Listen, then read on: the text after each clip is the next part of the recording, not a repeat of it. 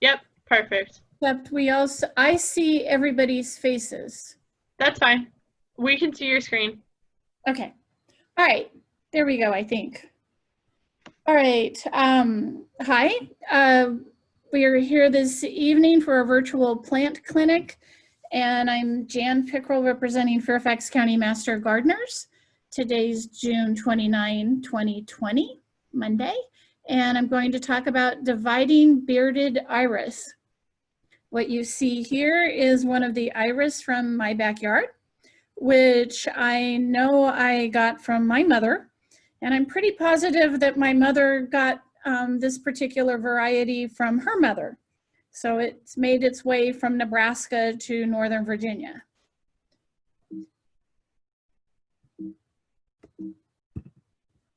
Okay. Growing conditions for bearded iris are very well suited for this area in respect to don't be scared by the well-drained soil aspect, because they do very well in heavy clay. They're very drought tolerant, which works for us very well in Northern Virginia during July, August, but they also need full sun and good air circulation. So as long as you have a full sun area, it doesn't really necessarily matter if you have a lot of clay. You can dig a little hole, and after you receive some bearded irises, plant them, and then they'll next spring give you some blooms, and you'll have them growing. They're probably doing quite well for about 3 to 5 years, and then you may need to divide them, basically because they will have filled out their little growing space so tightly. And the scary thing is to not let there be like a dead space in the middle, which would be very much a sign to you that they have grown outward as far as they can, and you need to start dividing them. But yes, after they bloom in the spring, you should remove the old stalks and remove the old blooms and let the green grow, because that's how the rhizome, the little root system here, gets its nutrients so that it can grow all summer long and then bloom for you next spring.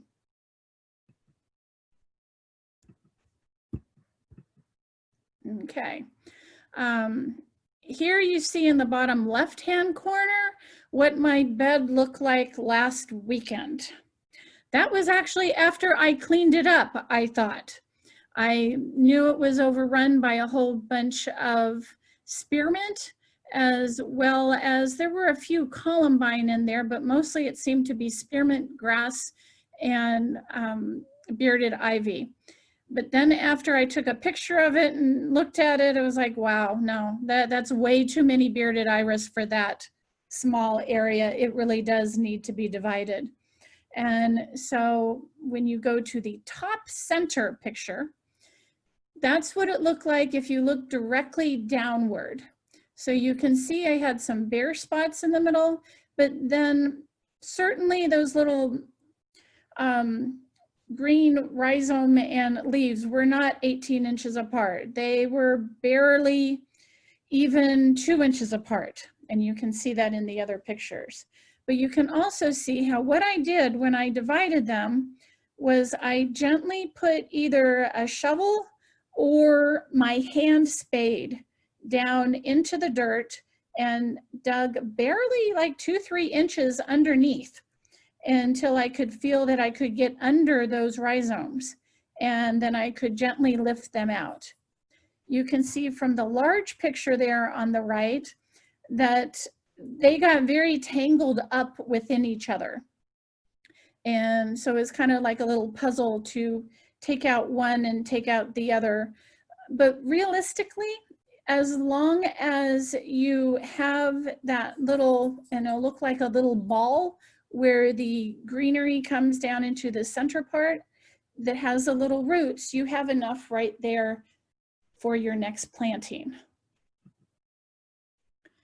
Okay, now here you have a picture of both a drawing of the rhizome and the roots, and one that you can see. And you can see the green there, and then that one actually has 2 that you could plant that are heavy stalk there with some roots. That other part of the rhizome that heads out towards the right and out of the picture towards the center, you can basically just break off, and you could break those 2 in between, break or cut those in between, because they both have a root structure there.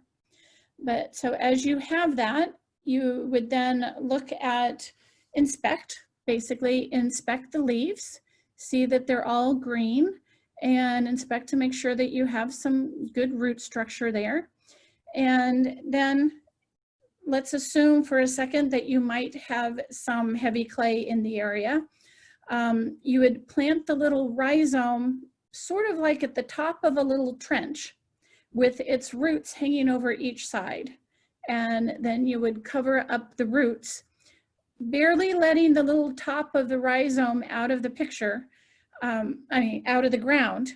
So you can have the little top of it and the little leaves standing straight up, and the roots and half of the rhizome under dirt. You will see in my notes right there that I have a cautionary of to prevent spread of any eggs from the iris borer. That's basically part of my cautionary tale to you, to inspect all of your leaves. Don't leave the dead leaves there, as well as look at the leaves and see if they all look nice and green and well formed. And you can even cut them into a little fan shape if you'd like the little picture has it.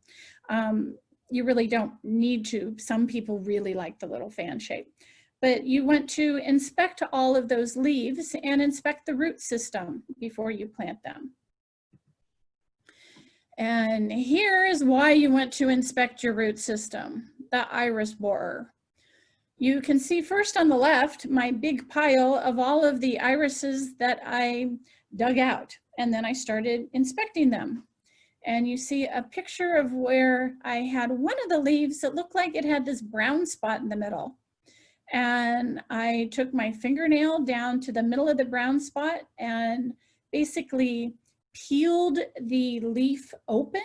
It kind of was like a hollow inside, but you could peel it open, and it had all that little brown frass, as we call just sort of like decaying leaf, and a little worm was sticking out of it. You can see in the right-hand picture down at the end. And you could at that point just cut off the stalk right there and make sure you have the worm out of it and feed it to a nearby bird. Or you can decide, I'm kind of hesitant about that, and basically throw it out. But do not put that in your compost, otherwise all you've done is basically allowed those borers to hatch away and turn into a nice little moth that will give you more iris borers. Information that we have about the iris borer, according to University of South Carolina, is that they really don't demise the whole iris plant, but they certainly can eat up a whole rhizome if you really have a good infestation. But if you just have a couple like these and you remove them and then basically have all of your fresh, non-affected rhizomes and leaves, then you probably won't be fostering a new family of iris borers for the spring. But you can see that you can see where they have bored into the rhizome itself. And our next slide actually gives you more information about the iris borer, giving you an up close and personal picture of the little worm. They're only about maybe a ½ inch long. And there is the moth that it would create. The moth will lay about 1,000 eggs on the dried iris leaves or any other leaves right there in the fall. And that's why you don't want to leave the leaves sitting there. And they'll stay over winter, and then they will hatch in the spring when temperatures get above 70 degrees. and they start munching on your new leaves. At that point, when it's about 70 degrees, that's when you're going to see the nice pretty flowers and everything. So the borer has not munched out on your plant all winter long. It basically started munching once spring and once the plant has been blooming.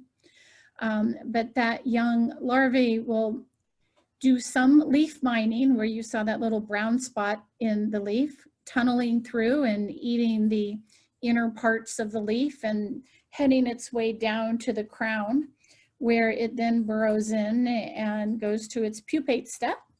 And then in September, October is when the moths emerge and mate and lay another set of eggs.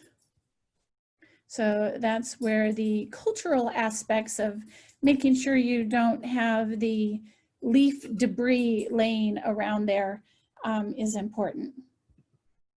Oops. Okay, here you see my before, during, and after.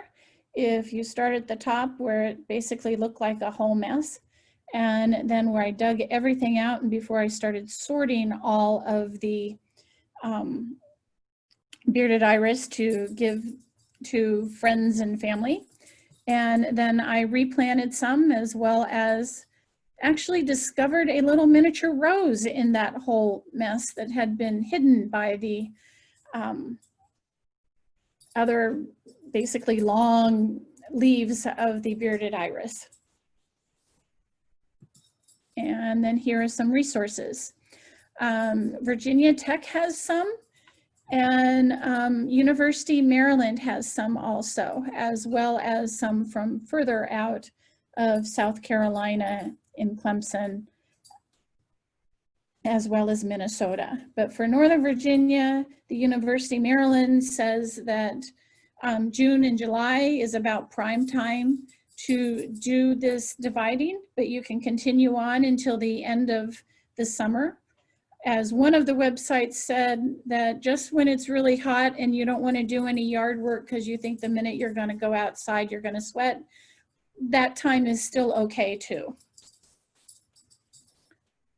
And that's all I have. Any questions? Yep. Any questions? After you, can you hear me? Yes. Oh, okay, good. This is Raphael. Hi, thank you for the presentation. After you divide them, do they bloom at that point, or does it take a little while, or is it the following year? The following spring. You plant that little rhizome with the sort of like the bulb and the leaves at the top and the roots coming down. Cover up most of the roots and a little bit of the bulb part of the rhizome, and let it grow the greenery for the rest of the summer, and then next spring they will sprout and bloom. Got it. Okay, good. Because I thought I had some irises in the house and noticed that they were real packed in. So I did what you said by dividing them. And went ahead and put them in a different spot. But now all I see is just like a leaf, and the leaf is just there. I mean, it's a pretty leaf, like a spade kind of leaf, but no flower. So I figure it probably takes another whole season to grow another flower. Right, since they're so tall and spend a lot of the summer just with green, I tend to plant mine towards the back of my flower bed. Got it. Anybody else? I have another question. Go for it. Yeah, thanks, Tori. What do you feed the iris? Like, and how often do you feed it? When is a good time to feed it to get, to bloom, I guess? Most of the articles basically said to put down some fertilizer when you're planting them, especially if you just transplanted them. And It's basically most of the resources advise you to take a soil test and find out how high in nitrogen your soil was, and if that was essentially good enough for it or if it needed to receive some more nitrogen. The ones that don't have bug in the title, like the fact sheets from Clemson, recommended some. Any specific type of fertilizer? Offhand, I want to say, I think they were only saying like a 10-15-10, a rather middle of the road, sort of equal parts almost. Okay. And do you know how often? To be honest, I haven't really fertilized mine at all. Okay. Okay, and they bloom. And they bloom fine, yes. Great, that's cool. That's great. That's good to know. All right. Anybody else? Yeah, I have a question. This is Debbie, and you did a wonderful job. I really found it very helpful. I had a neighbor that gave me some rhizomes. How long can I let them sit before I need to plant them? And how best can I preserve them till I can get them in the ground? I have basically put some of them, in the characteristic or stereotypic dark place in sort of little moist soil or moist sawdust. As long as the rhizomes aren't mushy, you're okay and good to go. Okay. I forgot and actually had some sitting in my trunk for 3 weeks already. Because I got some from a friend, a different color. She and I traded, and I put them in my trunk. I didn't get out one weekend, and the following weekend I went to the beach, and then it was, oh my goodness. And they were still fine, and in fact the green was still very nice and green. Great, that's reassuring. By the way, especially at that point, it was 3 weeks later. and they weren't like in wet or anything. They weren't like, you didn't have them in water or anything, right? No, they were just sitting in my trunk. In a cardboard box in the trunk. That's funny. I have a question too. You said that sometimes the rhizomes are smushy. What does that mean? Does that with the borers in there, or what would cause it to be squishy? Everything from the borer may have really eaten it all up, or it could be part of that center rotting out spot where essentially the growing part of the rhizome, because rhizome literally means that it's like a buried stem. So it's just kind of like growing further and further outward. So the mushy part often is the part it's growing away from, the center part. And so it just slowly like rots away at that center part. You want to get rid of that for sure. Yeah, it does you no good other than it sort of attracts other bugs that might think it's good food. And the last question I have, my neighbor who gave me these irises said I need to mix sand in the soil. Is that important? It would help on that good drainage advice, and would allow more percolation of the clay instead of just being on a hard pan clay. So that would be good, but it can survive in some pretty clayey with very little organic. That's good to know. Thank you. Yeah, I've laughed over the years that sometimes when I have moved houses, I have planted cannas and iris where I felt like I could only get my shovel down maybe 2, 3, 4 inches at most. And by the end of the summer, when I had to dig up the cannas, because they won't last the winter here. And then I was like, oh, the cannas actually put their roots down far enough. It actually helped break up some of that clay. Great. We had another question come in. How often should you divide the irises? The recommendation is about every 3 to 5 years. You can basically look and see how packed they are, because the recommendation also is that you plant them a little bit, each rhizome a little bit more than a foot apart, like 16 inches. So the closer they get together, the more it's telling you that they are really getting too packed and you need to divide them. They'll still do okay when they're like 6 inches apart, but that's probably around the time when you want to start thinking about where you might want to put more or find friends that you can share with.